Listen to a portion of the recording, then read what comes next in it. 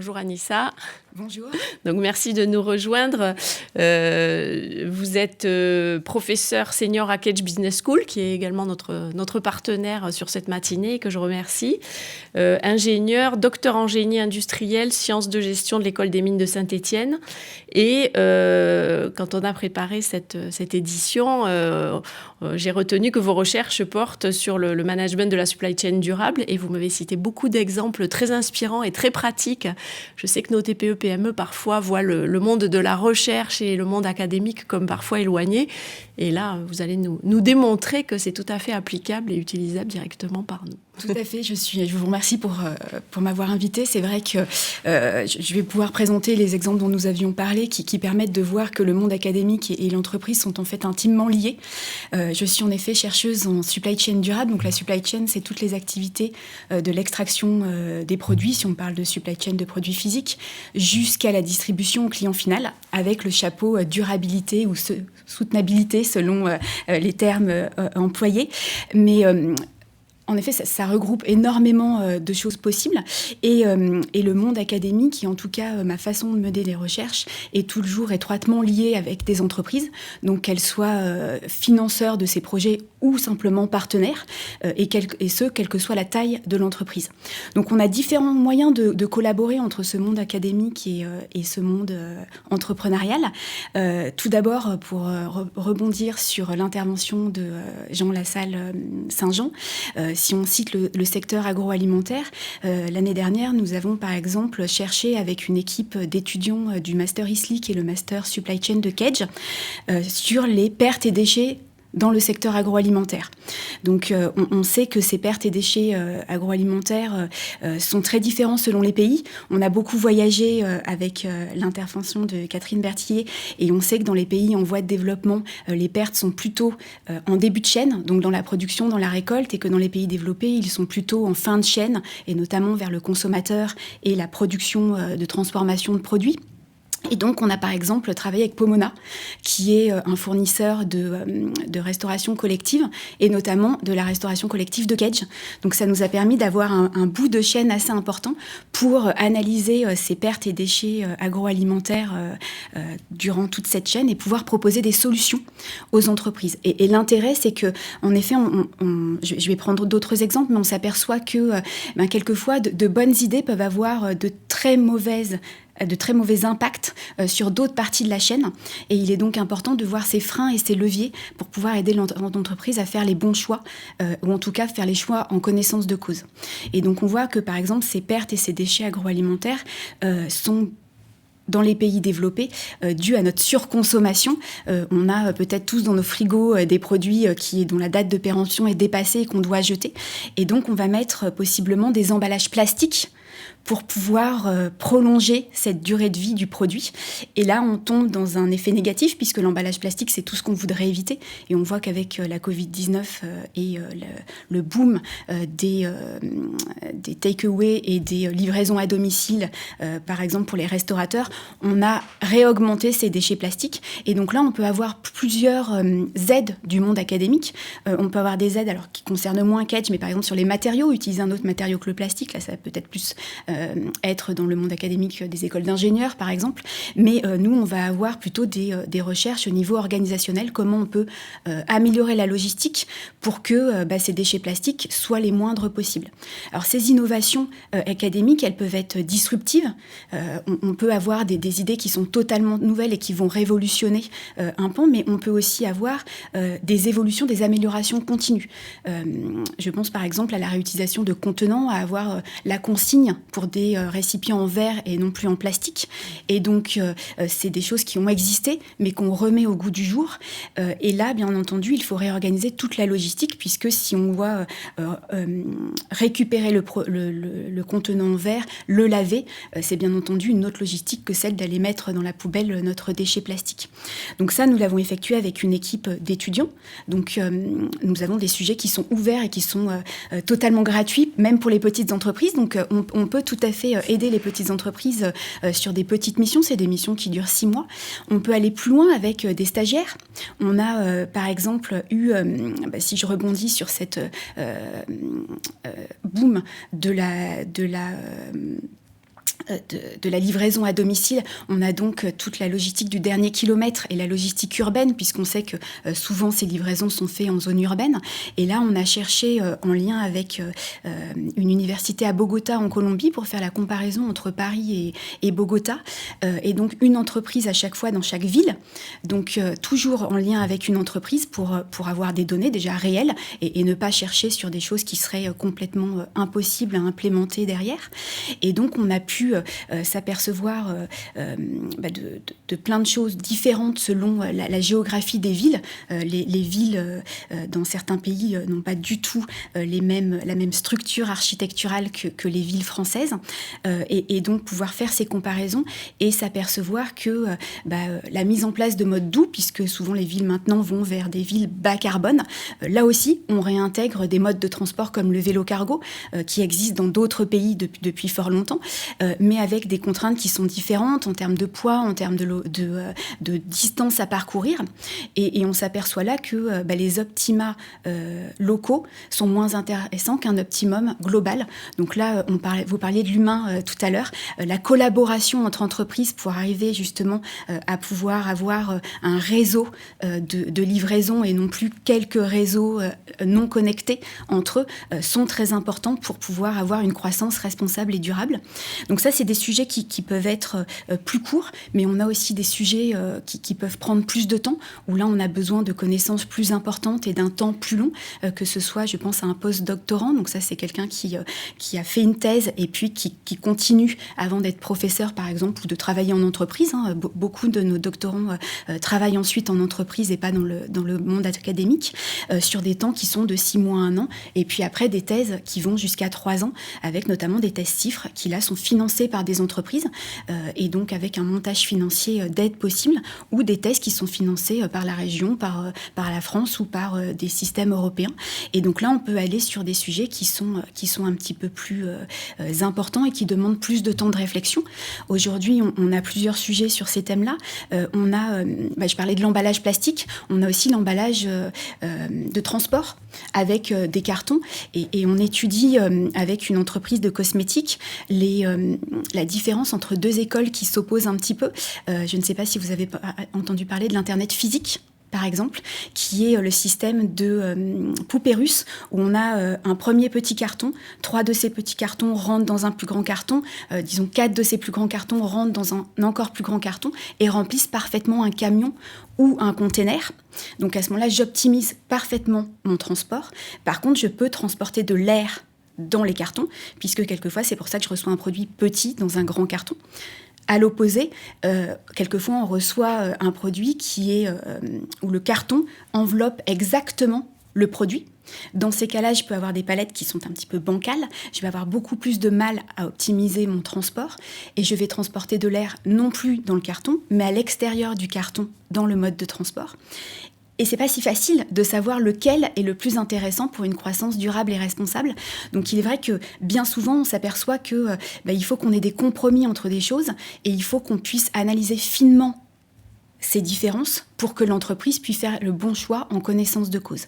Et là, on s'aperçoit par exemple que le fait d'avoir ces poupées russes sont très intéressantes si l'ensemble des acteurs suit ce même schéma. À partir du moment où un des acteurs ne le suit plus, évidemment, l'apport est beaucoup moins intéressant, puisqu'à ce moment-là, je reviens sur des palettes qui sont différentes et sur des cartons qui sont différents.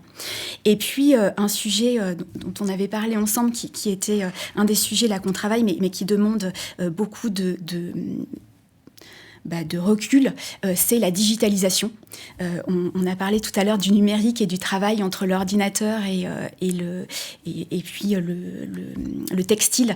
Vous en parliez tout à l'heure.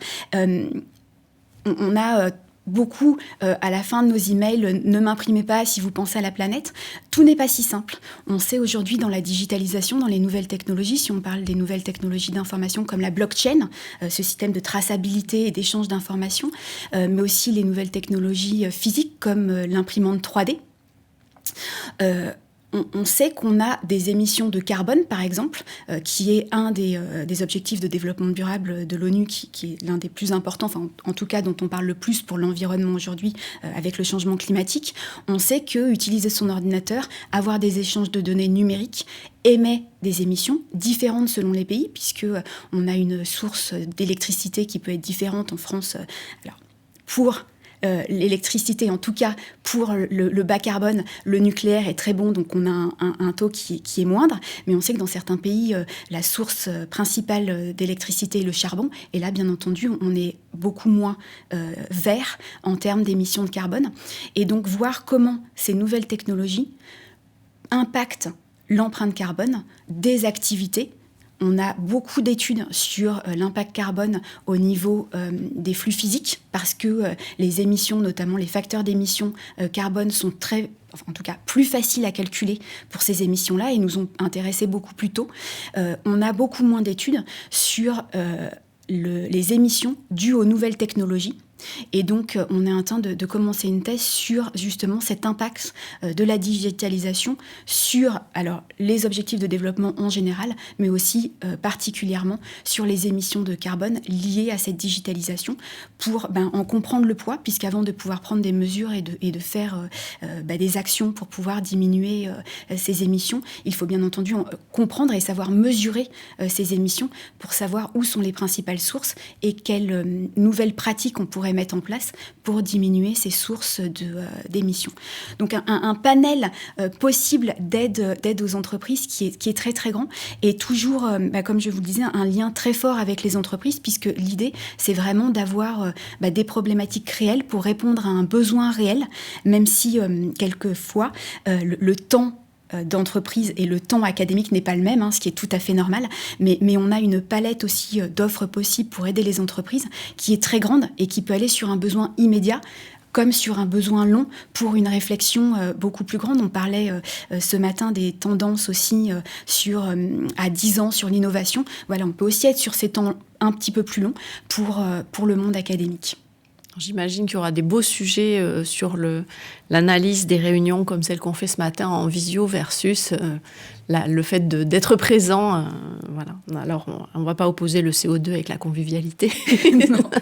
Est-ce que vous sentez au niveau des jeunes qui viennent vous voir un regain d'intérêt pour ces sujets, peut-être après la crise ou peut-être déjà précédemment? Est-ce que c'est quelque chose où il y a beaucoup plus de demandes de travailler sur ces sujets-là? Oui, alors c'est vrai que moi j'ai commencé très tôt en fait avec notamment le bilan carbone que j'enseigne à mes élèves et je les certifie pour ce niveau 1 de bilan carbone pour qu'ils sachent, alors ils ne l'utilisent pas forcément sur un bilan carbone complet, mais ils sont capables après, selon les projets qu'ils mènent, de pouvoir utiliser cet indicateur aussi versus d'autres indicateurs. Et c'est vrai qu'au début, alors j'ai des étudiants qui sont internationaux aussi, donc selon les nationalités c'est très différent, mais c'est vrai qu'au début des années 2010, j'avais des retours qui quelquefois étaient pas très enthousiaste par rapport à ce que j'enseignais, ce qui n'est pas du tout le cas maintenant. Alors, on a quand même des réticences, mais quelle que soit la nationalité et quel que soit aussi le programme, puisque j'ai des étudiants qui ont de 20 ans jusqu'à, quand on enseigne en formation continue, jusqu'à des âges bien plus avancés, s'il n'y a pas de réticence forte, certains ont encore besoin de comprendre et de comprendre pourquoi on fait ça et de vraiment voir les tenants et les aboutissants et de comprendre comment ça marche. Mais dans la majeure part des cas, il y a une vraie transformation, une vraie demande des étudiants et une demande aussi, alors on a les deux cas, des étudiants qui se disent je vais aller travailler dans une entreprise justement qui n'est pas perçue comme verte parce que je veux pouvoir aller changer les choses. Et l'autre côté, moi je veux que dès le départ, l'entreprise dans laquelle je vais travailler réponde à mes valeurs. Et donc on a ces deux... alors très honnêtement, la deuxième est beaucoup plus courante que la première. Mais il n'empêche qu'on a ces deux formes-là de réflexion des étudiants. Et donc, j'ai encore une étudiante là on a un cours sur la logistique inverse, donc qui est cette logistique où on pense au retour des produits et donc à ne pas les jeter en fin de course. Et donc, lors de ce cours, ils doivent disséquer un objet qu'ils ont choisi pour comprendre ce qu'ils pourraient mettre en place pour faciliter le retour, puisque quelquefois l'objet est très bien conçu avec des matières recyclées. Vraiment, il pourrait être vert, mais en logistique inverse, il est par exemple difficilement réparable. Et donc, ils ont disséqué une chaussure de sport dont un des centres n'est pas très loin d'ici, Veja pour pas le nommer, et ça lui a fait un déclic. Et elle a eu la chance de trouver un emploi là dans ces temps un petit peu difficiles pour nos étudiants, justement dans cette entreprise. Donc voilà, c'est des beaux parcours et des issues qui sont vraiment très belles quand on enseigne et qu'on voit que les étudiants peuvent aller au bout de leurs idées et de leurs envies. Comment on fait quand on est une PME pour vous saisir d'un sujet ou dire j'aimerais bien travailler là-dessus? D'abord vérifier s'il y a peut-être déjà de la littérature académique qui répondrait, des papiers publiés, ou alors vous soumettre un projet qui soit sur un cas pratique. Alors, il suffit de nous écrire. On est toujours à la recherche. Comme je vous disais, c'est vrai qu'on a des études avec des étudiants sur 6 mois, par exemple, où ils ont des plages dédiées pour travailler sur un sujet, jusqu'aux thèses CIF financées par les entreprises. Donc, on a vraiment un panel très large.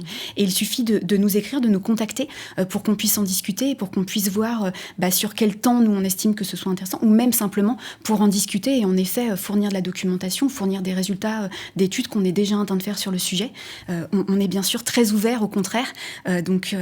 Si des personnes qui suivent cette émission sont en effet très intéressées pour en discuter, c'est avec grand plaisir qu'elles peuvent nous contacter pour qu'on puisse en discuter. Donc on pourra se faire le relais sur la commission des demandes, ou peut-être grouper des centres d'intérêt pour que vous nous aidiez à réfléchir ou peut-être soumettre... Voilà, puis à rebondir avec d'autres collègues. Les sujets, là je vous ai parlé même d'une équipe élargie de recherche, puisqu'on ne cherche jamais tout seul, mais d'autres équipes ont d'autres sujets, donc bien sûr avec grand plaisir pour faire ce lien entre les bons sujets, les bonnes personnes et les bonnes entreprises. D'accord. Avant de clôturer, même chose sur les interventions qui ont eu lieu ce matin, est-ce qu'il y a des choses qui vous ont, interpellé, étonné, particulièrement intéressé ou donné envie de rebondir?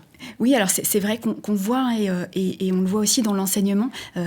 Monsieur Lassalle-Saint-Jean parlait d'être précurseur, ou de Georges qui était précurseur aussi dans l'idée et dans la génétique. J'ai beaucoup aimé le nom que vous avez pris pour parler de cette génétique de l'entreprise. Et c'est vrai que...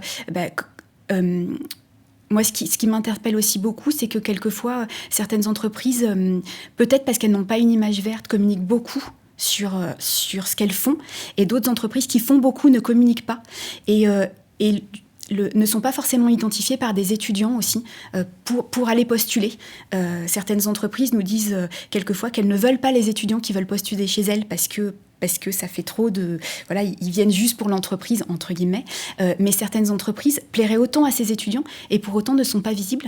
Donc c'est vrai que ce lien qu'on essaye de créer en faisant quelquefois intervenir lors de nos cours des témoignages de professionnels, c'est aussi une façon de faire connaître les entreprises auprès de nos étudiants vers des entreprises qui ne sont pas connues d'eux et vers lesquelles ils n'iront pas forcément facilement pour aller trouver de l'emploi et qui pourtant peuvent en proposer.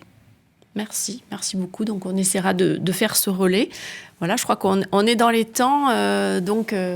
Vous avez été timide sur les questions en ligne. Donc, c'est peut-être des propos très clairs et peut-être que les questions viendront par la suite.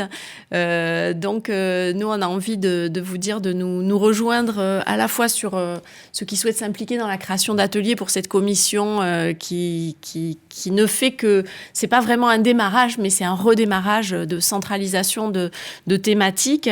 Au moins assister, participer aux ateliers que nous allons mettre en place.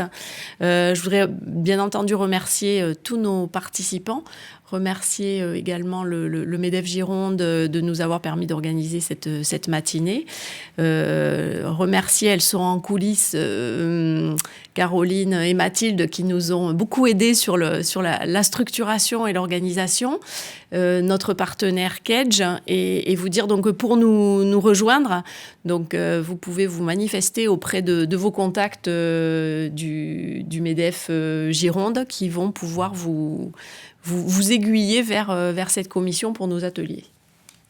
Oui, alors je remercie aussi évidemment tous les participants. Et je voudrais dire que quand tu m'as proposé de rejoindre la commission RSE, je t'avais dit que chez I2S, je n'avais pas l'impression qu'on était précurseur ou en avance dans cette réflexion. Tu m'as dit, c'est pas grave, on a besoin de gens motivés. Et alors, là, c'est le cas, on est motivés. Et ce que je veux dire par là, c'est que moi, je suis là pour apprendre. Alors ce matin, j'ai beaucoup appris. J'espère que c'est le cas aussi des entrepreneurs là, qui nous écoutent. Et je leur dis à ceux qui veulent nous rejoindre et qui sont dans mon cas, venez apprendre avec nous. On sera ravis de travailler ensemble. Merci à tous et à bientôt. À bientôt, au revoir.